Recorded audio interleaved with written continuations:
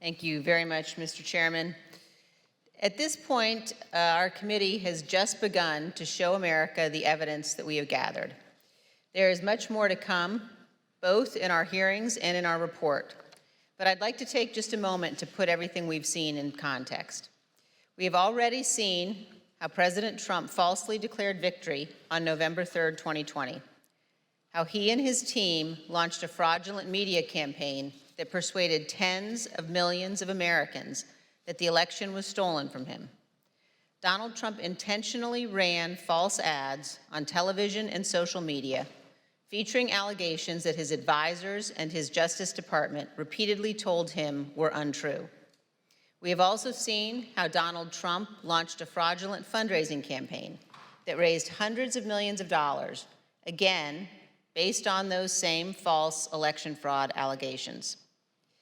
We have seen how President Trump and his allies corruptly attempted to pressure Vice President Pence to refuse to count lawful electoral votes and obstruct Congress's proceedings on January 6th, and how he provoked a violent mob to pursue the Vice President and others in our Capitol.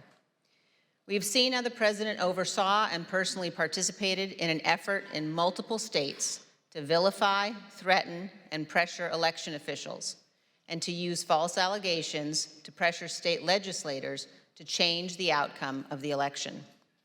We've seen how President Trump worked with and directed the Republican National Committee and others to organize an effort to create fake electoral slates, and later to transmit those materially false documents to federal officials, again as part of his planning for January 6th. We have seen how President Trump persuaded tens of thousands of his supporters to travel to Washington, D.C. for January 6th. And we will see in far more detail how the President's rally and march to the Capitol were organized and choreographed. As you can tell, these efforts were not some minor or ad hoc enterprise concocted overnight. Each required planning and coordination. Some required significant funding. All of them were overseen by President Trump. And much more information will be presented soon regarding the President's statements and actions on January 6th. Today, as Chairman Thompson indicated, we turn to yet another element of the President's effort to overturn the 2020 election, this one involving the Department of Justice. A key focus of our hearing today will be a draft letter that our witnesses here today refused to sign. This letter was written by Mr. Jeff Clark with another Department of Justice lawyer, Ken Klukowski, and the letter was to be sent to the leadership of the Georgia State Legislature. Other versions of the letter were intended for other states. Neither Mr. Clark nor Mr. Klukowski had any evidence of widespread election fraud, but they were quite aware of what Mr. Trump wanted the department to do. Jeff Clark met privately with President Trump and others in the White House and agreed to assist the President without telling the senior leadership of the department who oversaw him. As you will see, this letter claims that the U.S. Department of Justice's investigations have, quote, identified significant concerns that may have impacted the outcome of the election in multiple states, including the state of Georgia. In fact, Donald Trump knew this was a lie. The Department of Justice had already informed the President of the United States repeatedly that its investigations had found no fraud sufficient to overturn the results of the 2020 election. The letter also said this, quote, in light of these developments, the department recommends that the Georgia General Assembly should convene in special session, end quote, and consider approving a new slate of electors. And it indicates that a separate, quote, fake slate of electors supporting Donald Trump has already been transmitted to Washington, D.C. For those of you who have been watching these hearings, the language of this draft Justice Department letter will sound very familiar.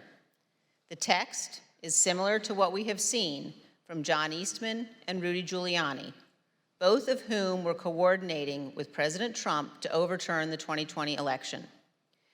When one of our witnesses today, Mr. Donahue, first saw this draft letter, he wrote this, quote, "This would be a grave step for the department to take, and it could have tremendous constitutional, political, and social ramifications for the country," end quote. This committee agrees. Had this letter been released on official Department of Justice letterhead, it would have falsely informed all Americans, including those who might be inclined to come to Washington on January 6th, that President Trump's election fraud allegations were likely very real. Here is another observation about this letter. Look at the signature line. It was written by Jeff Clark and Mr. Klukowski, not just for Clark's signature, but also for our witnesses today, Jeff Rosen and Richard Donahue. When it became clear that neither Mr. Rosen nor Mr. Donahue would sign this letter, President Trump's plan necessarily changed. As you will hear today, Donald Trump offered Mr. Clark the job of acting Attorney General, replacing Mr. Rosen, with the understanding that Clark would send this letter to Georgia and other states and take other actions the president requested. One other point. Millions of Americans have seen the testimony of Attorney General Barr before this committee. At one point in his deposition, the former Attorney General was asked why he authorized the Department of Justice to investigate fraud in the 2020 election at all. Why not just follow the regular course of action and let the investigations occur much later in time, after January 6th? Here's what he said. Felt the responsible thing to do was to be in a position to have a view as to whether or not there was fraud. And frankly, I think the fact that I put myself in the position that I could say that we had looked at this and didn't think there was fraud was really important to moving things forward. And I sort of shudder to think what the situation would have been if the position of the department was, we're not even looking at this until after Biden's in office. I'm not sure we would have had a transition at all. I want to thank each of our witnesses before us today for your role in addressing and rebutting the false allegations of fraud at the root of January 6th. And thank you for standing up for the Constitution and for the rule of law. Of course, not all public officials behaved in the honorable way our witnesses did. At the close of today's hearing, we will see video testimony by 3 members of Donald Trump's White House staff. They will identify certain of the members of Congress who contacted the White House after January 6th to seek presidential pardons for their conduct. Thank you, Mr. Chairman. I yield back.